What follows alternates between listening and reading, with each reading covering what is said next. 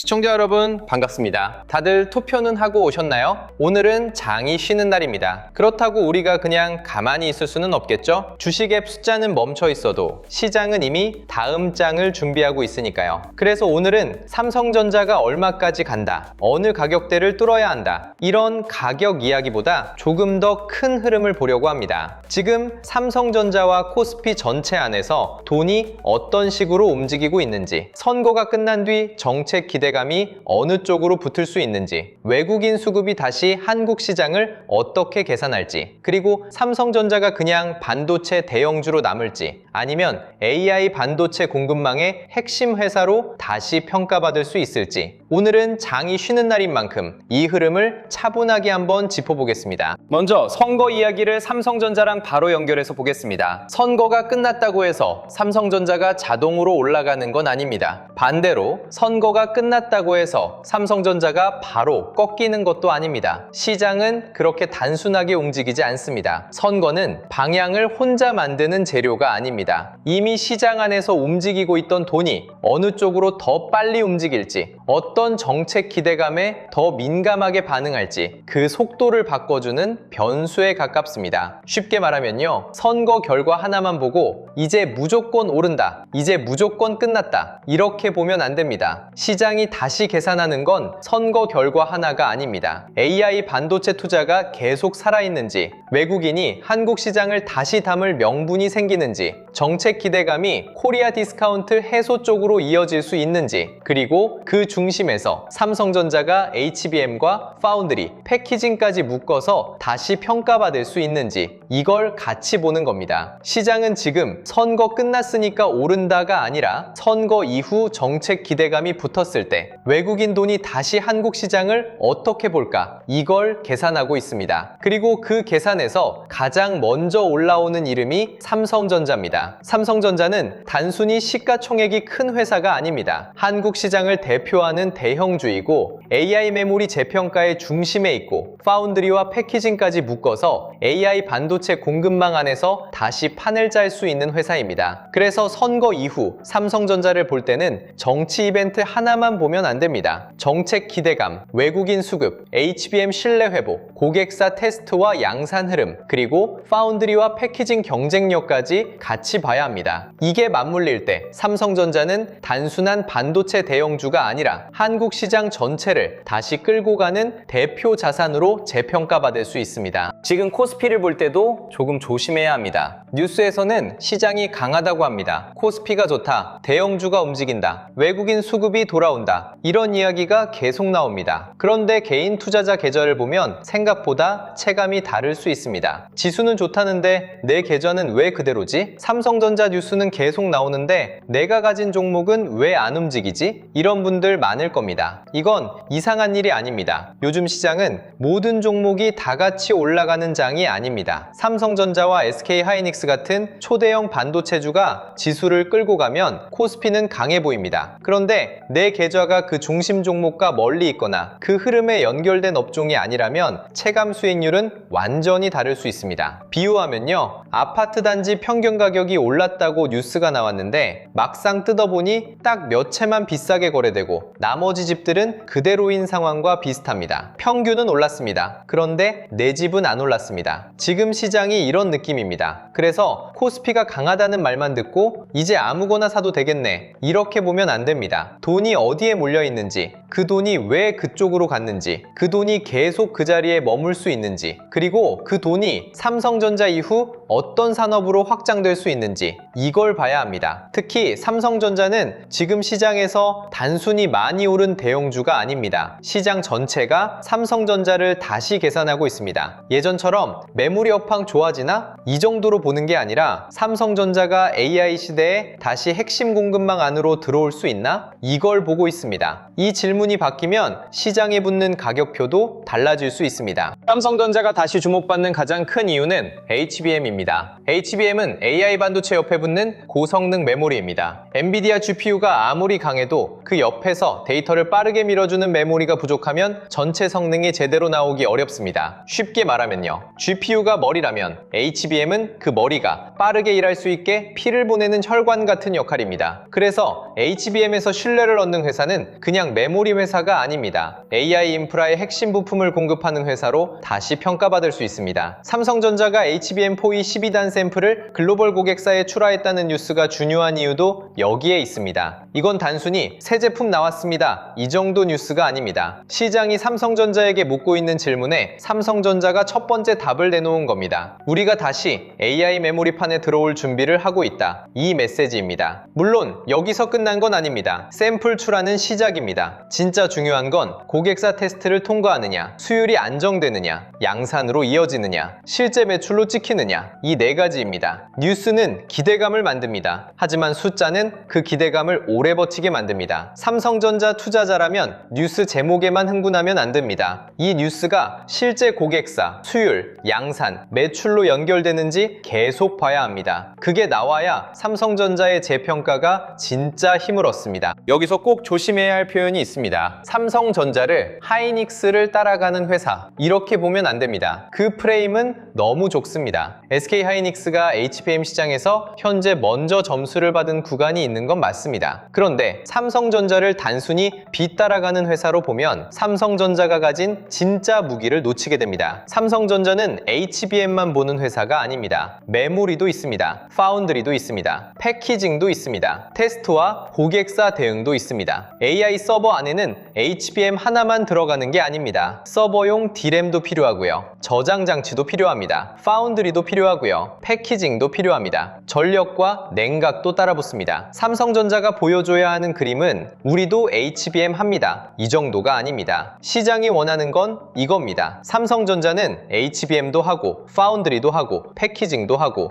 AI 서버에 필요한 여러 기술을 한 번에 연결할 수 있는 회사인가? 이 질문입니다. 비유하면요, 김치만 잘 파는 가게에서 끝나는 게 아니라 밥, 국, 반찬, 식탁까지 한 번에 차려주는 식당이 되려는 겁니다. 고객사 입장에서는 이게 편합니다. 칩을 만들고 메모리를 붙이고 패키징하고 테스트하고 서버에 넣는 과정이 점점 복잡해질수록 믿고 맡길 수 있는 회사가 중요해집니다. 삼성전자가 다시 시장 평가를 바꾸려면 이 전체 공급망 안에서 자기 자리를 다시 증명해야 합니다. 이게 되면 삼성전자는 단순히 메모리 가격이 오르면 좋아지는 회사가 아니라 AI 반도체 공급망 전체를 연결하는 회사로 다시 평가받을 수 있습니다. 점유율 이야기도 너무 단순하게 보면 안 됩니다. 많은 분들이 현재 점유율만 보고 누가 이겼다, 누가 졌다 이렇게 판단합니다. 그런데 HBM 점유율은 지금 당장 모든 걸 설명하는 지표가 아닐 수 있습니다. 이미 계약된 물량이 있고 고객사 공급 구조가 있고 양산 일정이 있습니다. 이런 것들은 하루아침에 바뀌지 않습니다. 쉽게 말하면요, 성능과 공급망 경쟁력이 바뀌어도 점유율 숫자는 늦게 따라올 수 있습니다. 점유율이 완전히 뒤집힌 다음에야 이제 삼성전자 봐야겠네, 이렇게 판단하면 주가는 이미 먼저 움직여 있을 수 있습니다. 주식시장은 확인된 숫자만 보고 움직이지 않습니다. 앞으로 바뀔 가능성을 먼저 가격에 반영합니다. 그래서 삼성전자를 볼 때 현재 점유율만 보면 부족합니다. HBM4E, 성능, 고객사 테스트, 수율 안정, 양산 일정, 파운드리와 패키징 연결, 외국인 수급, 이걸 같이 봐야 합니다. 현재 점유율은 중요합니다. 하지만 그것만 보고 삼성전자를 낮게 평가하면 안 됩니다. 삼성전자가 정말로 AI 반도체 공급망에서 다시 판을 바꿀 수 있는지 시장은 지금 그 가능성을 계산하고 있습니다. TSMC 이야기도 삼성전자와 따로 떨어져 있지 않습니다. TSMC가 강하다는 건 삼성전자에게 부담입니다. AI 칩을 만들려는 고객사들이 계속 TSMC 쪽으로 몰릴 수 있기 때문입니다. 그러면 삼성전자는 파운드리에서 더 확실한 결과를 보여줘야 합니다. 수율, 고객사, 양산, 패키징, 이 네 가지가 중요해집니다. 그런데 TSMC의 강세가 삼성전자에게 기회가 될 수도 있습니다. 왜냐하면 TSMC가 강하다는 건 AI 반도체 판 자체가 커지고 있다는 뜻이기 때문입니다. 고객이 없으면 가격 결정력이 생길 수 없습니다. 수요가 많고 공급이 빡빡하고 AI 칩을 만들려는 기업들이 줄을 서니까 TSMC가 강한 겁니다. 그런데 판이 시장이 커지면 고객사들은 대체 공급망도 생각합니다. 한 회사에만 모든 걸 맡기는 건 리스크가 커지기 때문입니다. 여기서 삼성전자가 다시 들어갈 공간이 생깁니다. 특히 AI 반도체 공급망에서 베이스 다이, 파운드리, 패키징 주도권은 앞으로 더 중요해질 수 있습니다. 삼성전자가 이 영역을 묶어낼 수 있다면 이건 단순한 HBM 경쟁이 아닙니다. 공급망 전체의 주도권을 다시 잡는 문제입니다. 그래서 삼성전자의 재평가는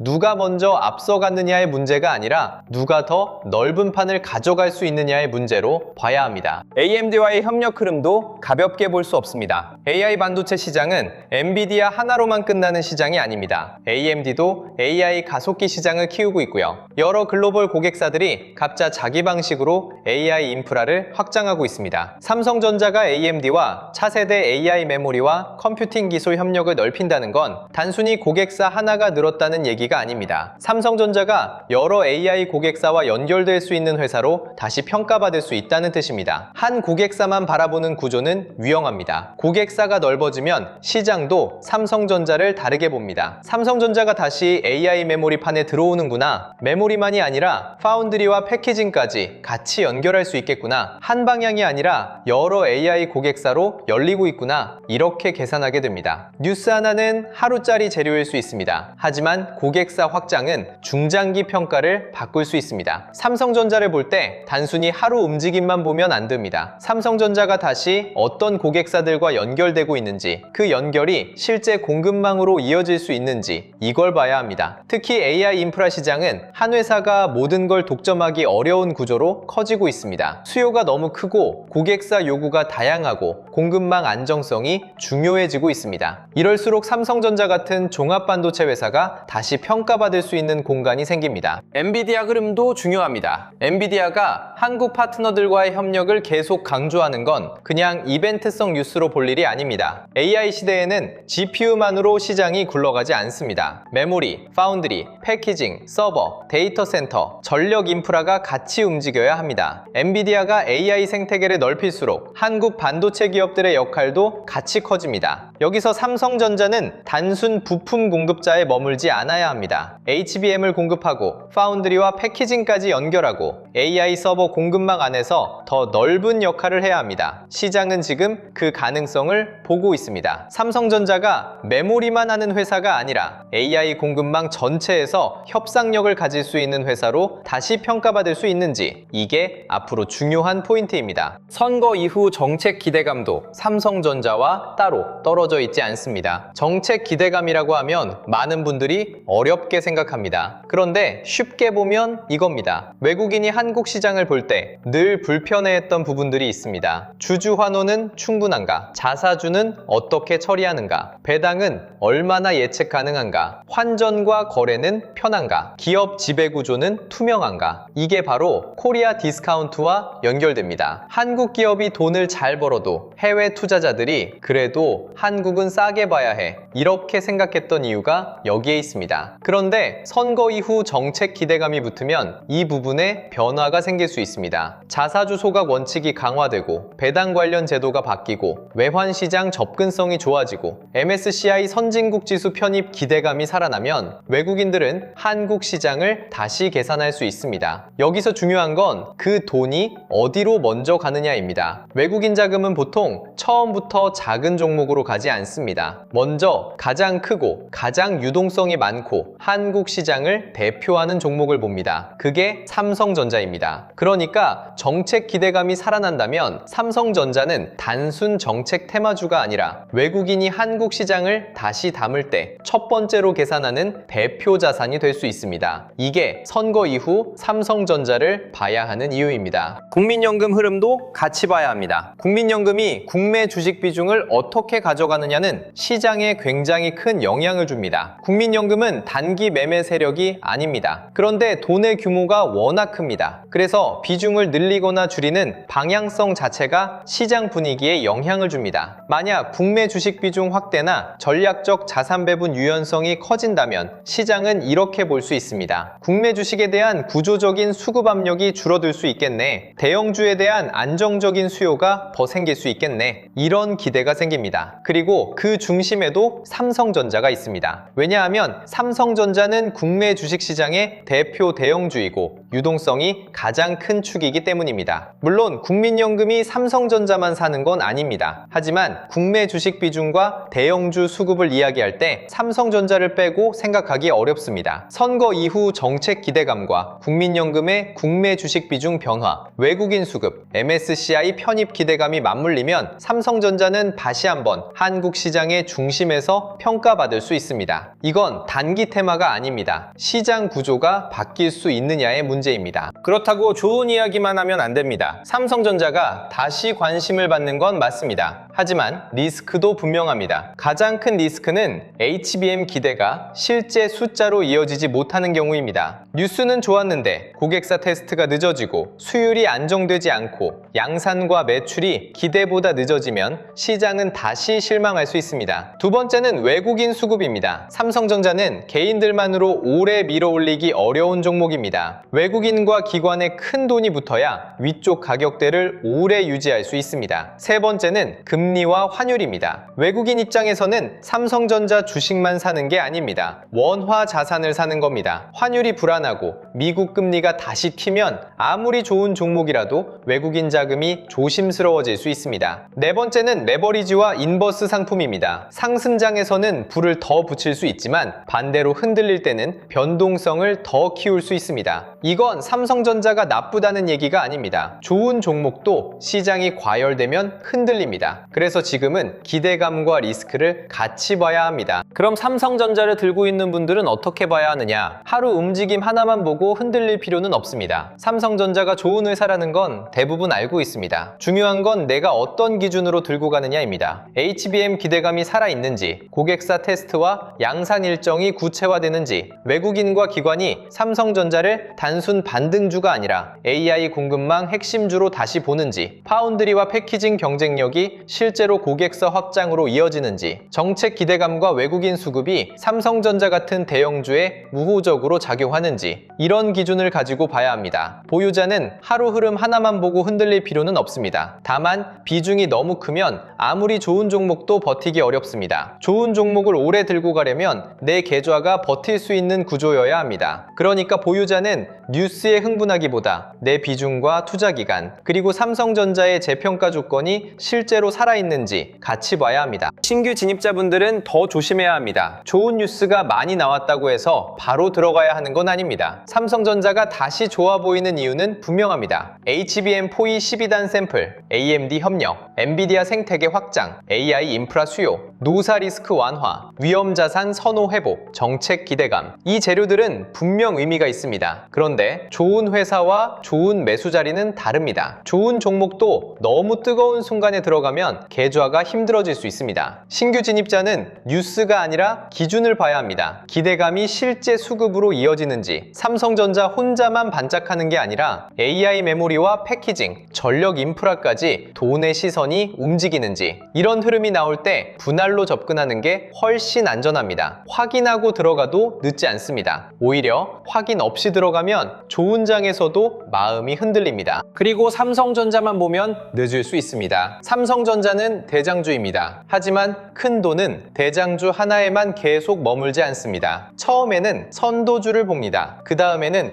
연결되는 산업을 봅니다. 그 다음에는 후발 섹터로 돈이 번집니다. 그래서 삼성전자에서 시작된 돈이 어디로 이어지는지 봐야 합니다. 패키징, 전력 인프라, 증권과 금융, 자동차와 자율주행, 저평가 대형주, 이런 후보군을 같이 봐야 합니다. AI 인프라가 커진다는 건 삼성전자만 좋다는 뜻이 아닙니다. 그 안에 들어가는 패키징, 전력, 냉각, 데이터 센터, 금융시장 유동성까지 같이 봐야 합니다. 개인 투자자들이 늦는 이유는 뉴스가 크게 뜬 뒤에야 움직이기 때문입니다. 그런데 큰 돈은 뉴스가 커지기 전에 먼저 길목을 잡습니다. 그러니까 장이 쉬는 시간에는 오늘 오른 종목을 복귀하는 것보다 다음에 돈이 번질 길목을 정리하는 게 더 중요합니다. 자, 여기서 중요한 건 기준입니다. 이런 흐름을 매일 혼자 정리하기는 어렵습니다. 뉴스는 너무 많고요. 종목은 너무 많고요. 어떤 사람은 삼성전자만 보라고 하고, 어떤 사람은 SK 하이닉스가 답이라고 하고, 어떤 사람은 패키징을 보라고 하고, 또 어떤 사람은 전력 인프라가 다음이라고 합니다. 이러면 기준 없는 사람은 가장 시끄러운 뉴스에 끌려갑니다. 그래서 이번 자료가 필요한 겁니다. 삼성전자 이후 돈이 이동할 수 있는 후보군, 각 종목군별 대응 기준, AI 주식 보조지표 템플릿, 지표 사용 설명서, 섹터별 자금 흐름, 매매 전 체크리스트, 관전 포인트 정리까지 준비했습니다. 이건 이 종목 무조건 사세요 이런 자료가 아닙니다. 리딩방도 아닙니다. 찍어주는 자료도 아닙니다. 여러분이 직접 시장을 볼 때 어떤 섹터에 돈이 붙는지, 거래량이 살아나는지, 외국인과 기관 수급이 들어오는지, 관심 구간인지 주의 구간인지 체크할 수 있게 도와주는 기준표입니다. 저번에 드렸던 책 자료들 기억하시죠? 개미가 놓친 돈의 지도, 자본 법칙, 돈의 시선, 그리고 코스피 8000의 시대, 돈의 흐름을 읽는 법까지. 이 자료들을 받아보셨던 분들은 주식시장이 단순히 좋은 뉴스 하나로 움직이는 게 아니라 돈이 어디서 시작되고 어느 섹터로 번지고 개인들이 언제 뒤늦게 따라붙는지 흐름을 조금은 감 잡으셨을 겁니다. 기존 책 자료를 못 받으신 분들도 이번에 같이 받아보실 수 있게 준비해 두겠습니다. 여기에 삼성전자 이후 후보군, 섹터별 대응 기준, AI 주식 보조지표 템플릿, 지표 사용 설명서, 매매 전 체크리스트까지 같이 드리겠습니다. 이번 자료도 100% 무료로 받아가실 수 있습니다. 받는 방법은 간단합니다. 구독과 좋아요 눌러주시고요. 댓글창에 구독 완료라고 남겨주세요. 그리고 설명란 링크로 신청하시면 됩니다. 자료 받아두세요. 당장 매수하라는 게 아닙니다. 먼저 기준을 잡자는 겁니다. 제가 주목하고 있는 후보군, 삼성전자 보유자와 신규 진입자가 봐야 할 관심 구간, 돈이 이동하는 순서, 섹터별 체크리스트, AI 주식 보조지표,